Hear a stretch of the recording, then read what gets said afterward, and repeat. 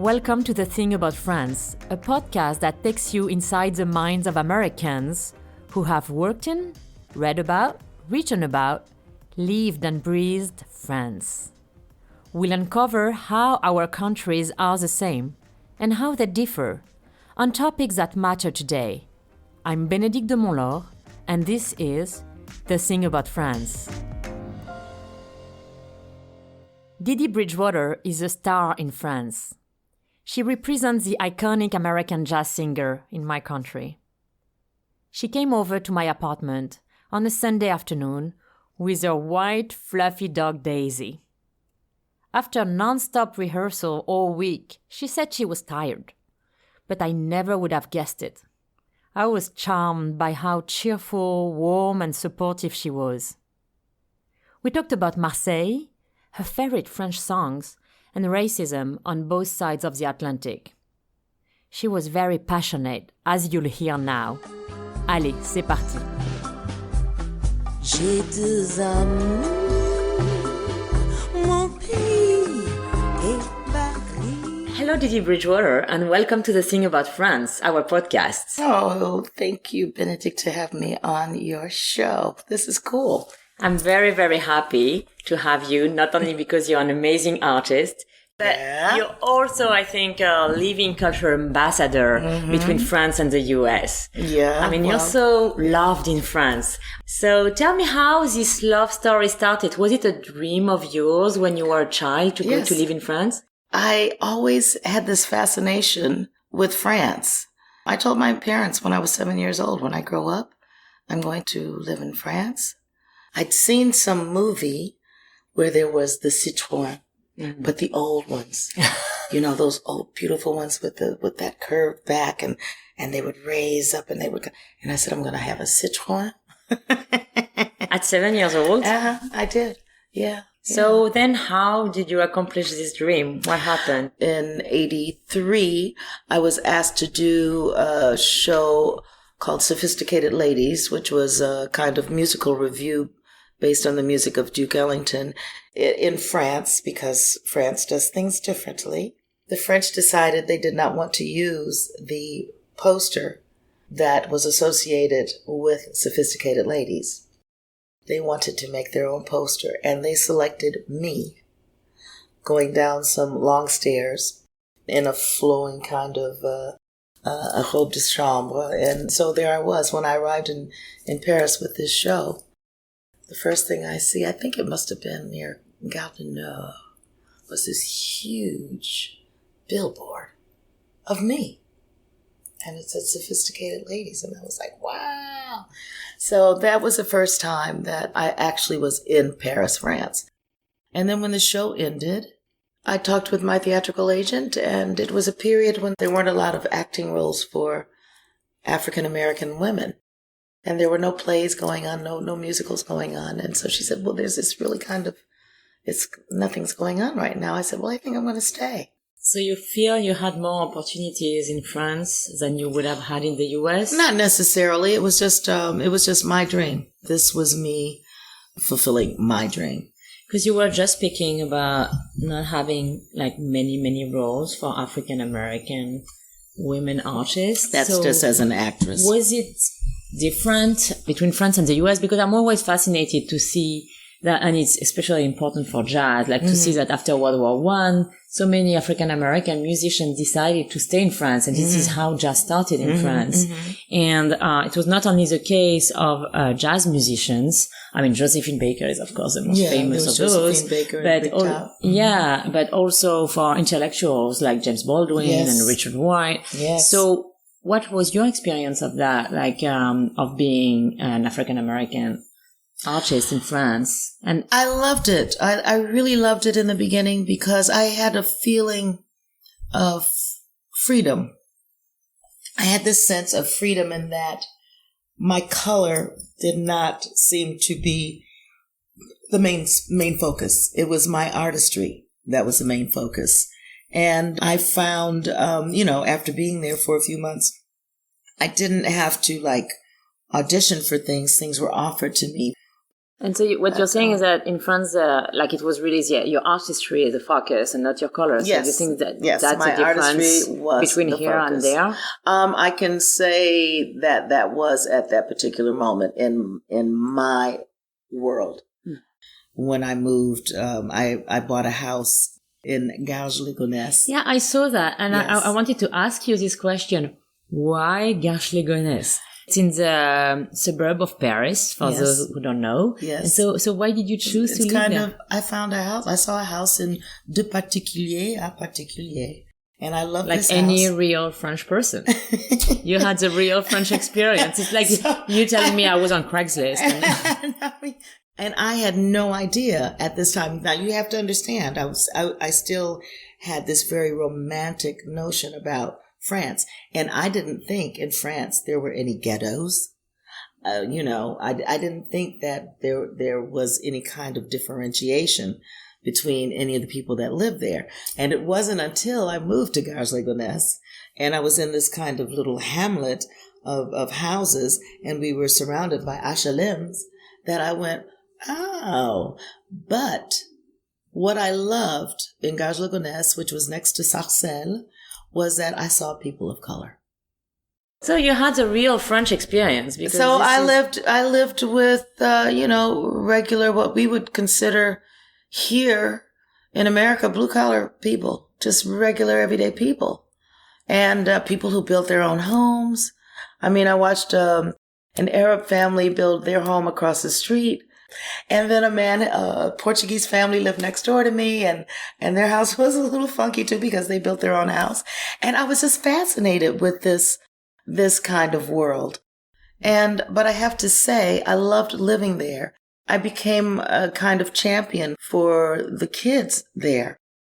But I haven't stayed in Paris in a long, long time. And when I left Bénédicte, I left hurt and angry with the country and the jazz community. Why? I had done an album in 2005 called J'ai des Amours, which was, I thought, my love letter to France.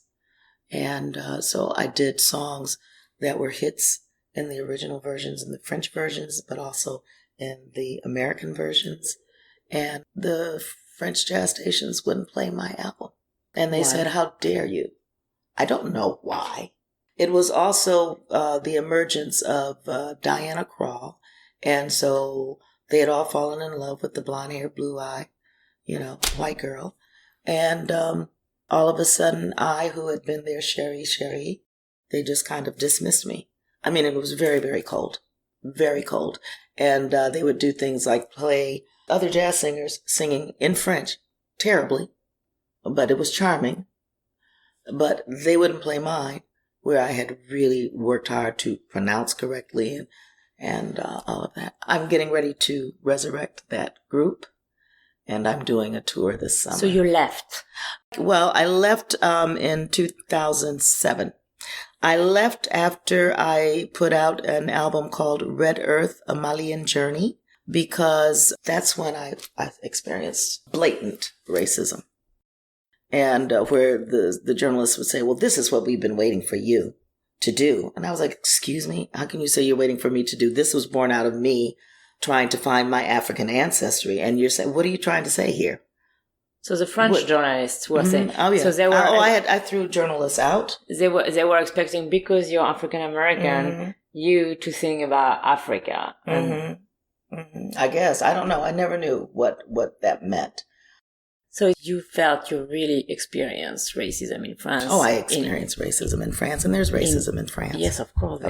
Is it different than what you experienced? What happened when you arrived the racism here? in France is that as an African American, I wasn't the lowest person on the totem pole. It was the Arabs. It was very interesting because I remember we organized a festival with Ta-Nehisi Coates. And there were many discussions about racism in France and in the US. And I remember some African-American intellectuals were like explaining why it was different in France, why they felt better received, especially like during this era between First World War and Second World War. And then some African or French people with African origin were telling them, come on, you're American. And that's why you're better treated. It's the truth. It's as if their Americanness was erasing their color. When I had perfected my French or my accent, not necessarily, my French, but the accent, and I would go into shops in the 7th, near the Champs-Élysées, and I'd walk into these very expensive boutiques to look around, and they would ignore me. And if I would touch something, they would run over. And so I used to play. And so I would speak in really good French. Oh, excusez-moi. Vous ne voulez pas que je touche vos affaires. And then I'd go, I said, isn't that sad? And they'd go, oh, you're American. And I said, yes. And I'm leaving. And the racism you can experience here, is it different? It's a racism that I've lived with all my life. So there's a kind of natural defense mechanism that I have when I walk into a situation, or if a situation even presents itself suddenly. I'm ready. I'm ready to defend myself. I'm ready to defend whoever is with me and, with my children. Or when my French husband came to live with me in the States, I tried to explain to him, I said, listen, we're going to have some problems. And he's like, oh, baby, what are you talking about? He has some Arab blood, but his skin was white. I said, we're going to go out and people are going to give us hate stares. I said, and they're going to see you with our son, who is métissé, but we can tell that there's some black features about him. I said, you're going to have problems there. I said, our son is going to have problems. We're going to have problems. And he didn't believe it until we got there. Because couple of mixed races are more common in France than here. Yes. So, we would do things like just go out and go to a restaurant and sit down in a restaurant and then not be served. And, things like that. Or You would not be served? Mm-hmm. And I'd call the manager. And then it got to, I said, well, you know what? I don't think we should stay here because they might spit in our food. That's what they do. They still do this stuff today. And in your art, like jazz is different because everywhere in all the sectors of art, people are trying to, have more diversity. But jazz has always been very diverse. It's originally an African-American form of art. Mm-hmm.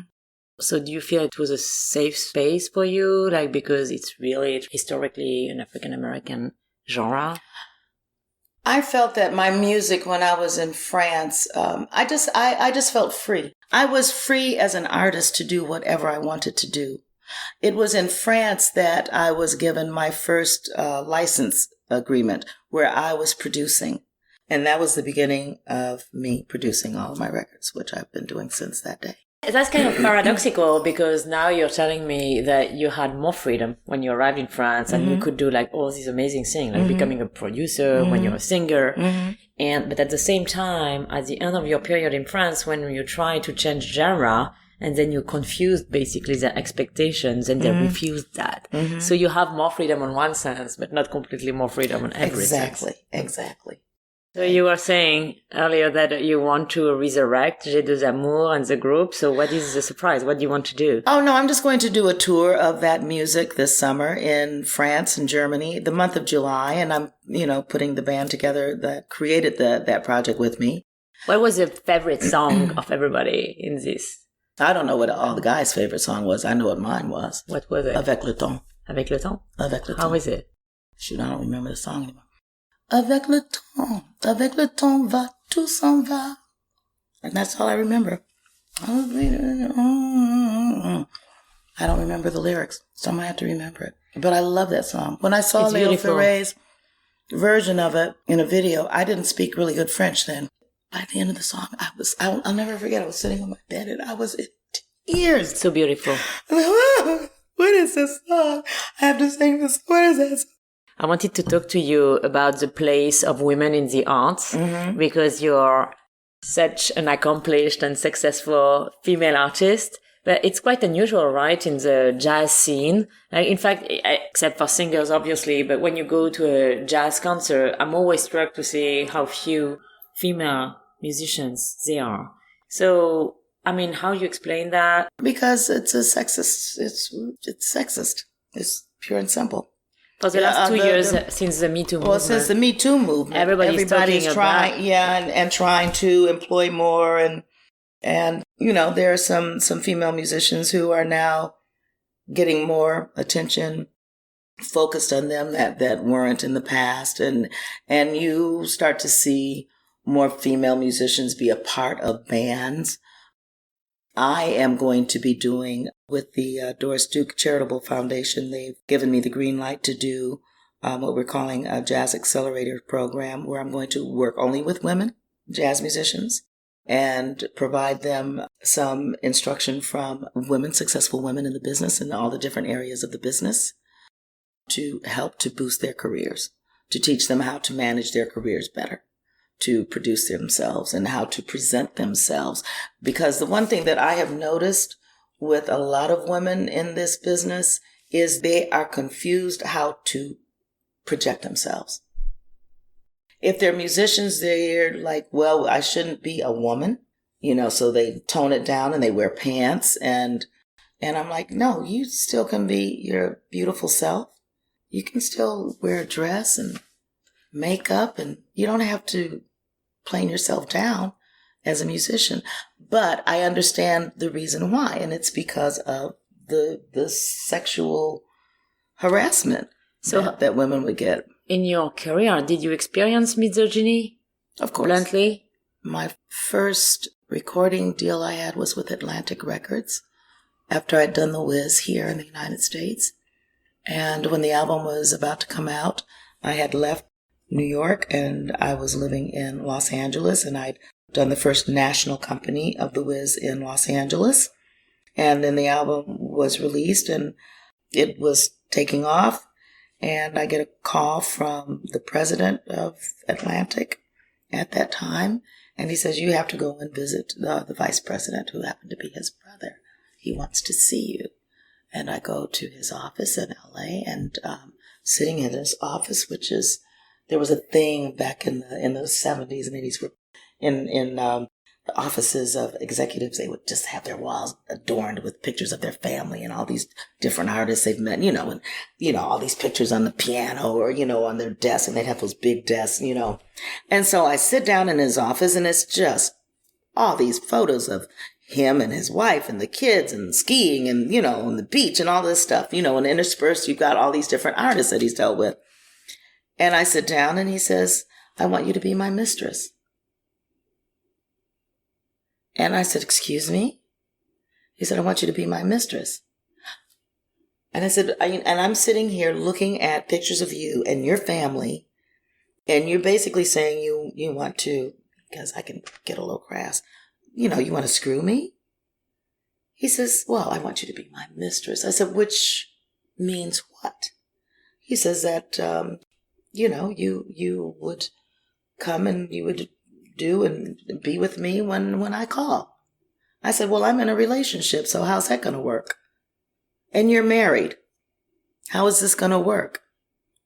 And he got ready to say something, and I said, you know what? The answer is no. It is no. Not going to happen. No. And I got up and I left and I got home. I think it was about 45 minutes later, I get a call from the New York office, and it was this gentleman, a black man.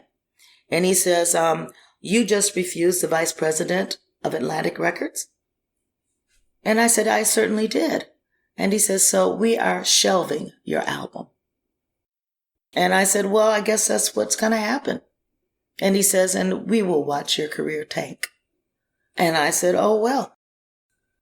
Same thing happened with the album after. You couldn't find it. They took it out of the stores. It was getting great reviews. They took it out of the stores. Wow. And it's quite incredible, like, after all those years of feminist movement and activism, to see, I was looking at some figures that in the recent years, apparently only 10% of the Grammy nominees were female. So it's still continuing. Like, it's not changing that much. Well, that's why, when they selected Alicia Keys to host this year, and then the focus was on the women, I didn't quite feel the sincerity of this whole thing by the Grammys. I felt they're just trying to appease the women and kind of do the correct thing. And that probably in a year or two, things are going to go back to the way they were. Because there still aren't a lot of women in executive positions with the labels. You know, we're still a minority. And even though, you know, as artists, we have some very strong women who, you know, have made a lot of strides, there's not enough of us out there. And there are still the young ones or just women who are insecure, who are afraid to rock the boat and to say no. Oh, that's what the whole Me Too movement was about. Women being afraid to say no because they're going to lose the job. They're not going to get that record out. They're not going to be able to do that movie or that TV show or whatever it was, or get the job at the label. And so what can be done then to have more Dee Dees? What can be done to have more women in there? We women have to grow balls. That's not that easy. We have to grow some proverbial balls. You consider yourself a feminist? Yeah, but not really. I mean, I'm just a black woman. So What we have to what be. do you mean by that? We had to be. You know, the black woman has to be tougher than everybody else because we're kind of like, we're really low on the totem pole in terms of respect. So when you're saying, I'm not really a feminist, I'm a black woman. I'm a black woman fighting for my rights and trying to help in the struggle of black women in America. And I've just never considered myself a feminist per se. I'm a woman who will fight. I mean, maybe I am a feminist, you know. I did burn my bra. Let me go back to France because I think there are very few people like you who know so well the French musical scene and the American one. Mm-hmm. So it's interesting because we have at the embassy, we have a program called the French American Jazz Exchange Program where we give grants to American and French musicians to co-create music together. That's beautiful. And so we were having meetings with a lot of people from the jazz sector. Mm-hmm. And some of them, the Americans, were saying that sometimes they find that there is an even bigger fervor for jazz in France than in the US. Mm-hmm. Like, you know, people have so much respect and admiration and love. Mm-hmm. So do you feel that? Or not oh, it's true. There's just more opportunity. And there is more consideration for jazz, you feel? I feel so. I mean, here, it's complicated. Our country, the United States, is complicated. So we have areas in the United States, but most of the areas where jazz is loved is on our coasts. You know, the East and West Coast. Where you live now in New Orleans, it's really appreciated. It's really appreciated, but I don't work there. I just work there very, very rarely. I work with the New Orleans Jazz Orchestra or NoJo. Otherwise, I'll go out and if I like somebody, I'll sit in, you know. And finally, like we always ask question about your favorite things in France. I love that in France, people demonstrate if they're not happy.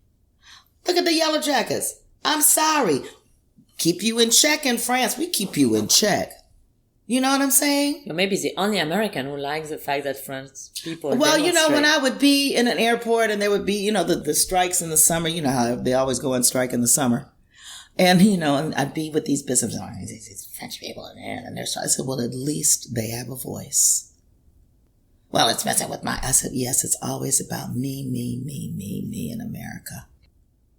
So do you have a special place that you really like in Paris? Let's say tomorrow you're flying to Paris. Where would you go? Where would I absolutely have to go?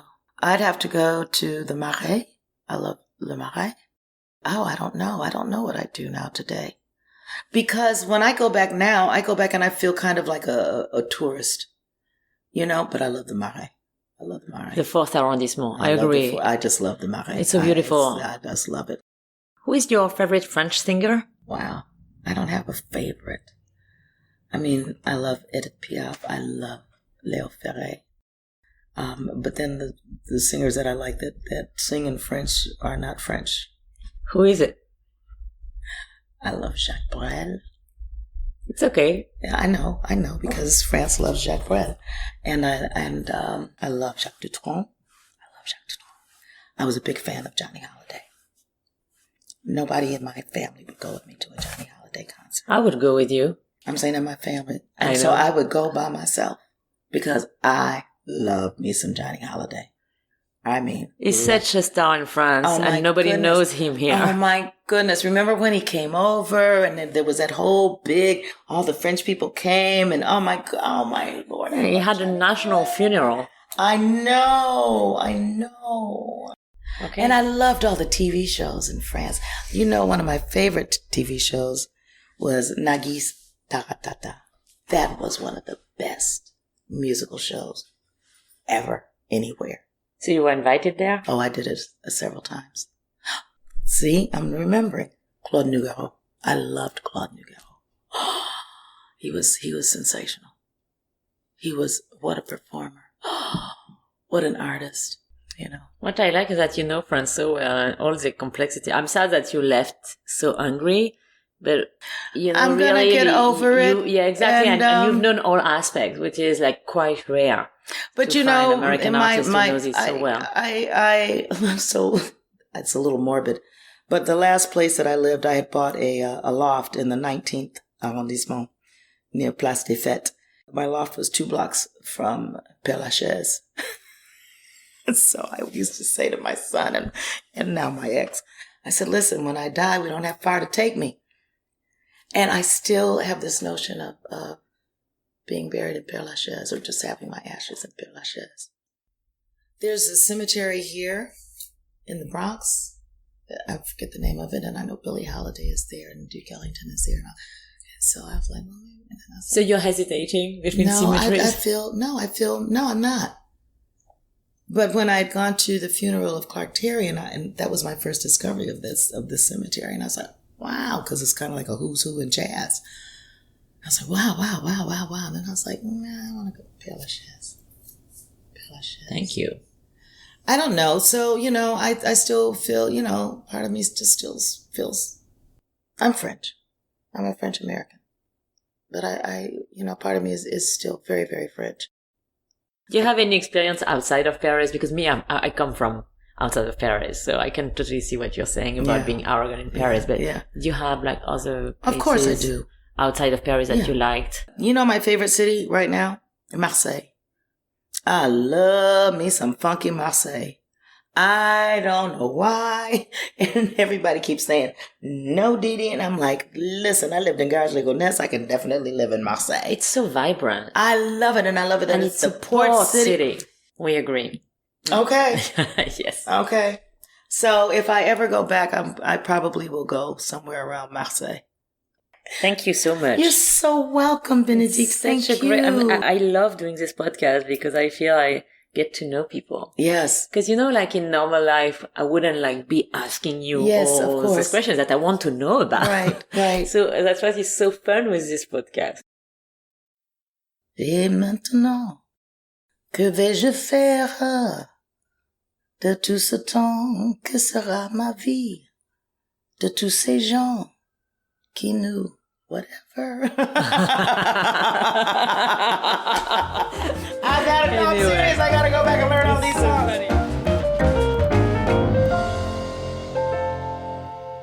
The thing about France is all about exploring cultural difference in France and America.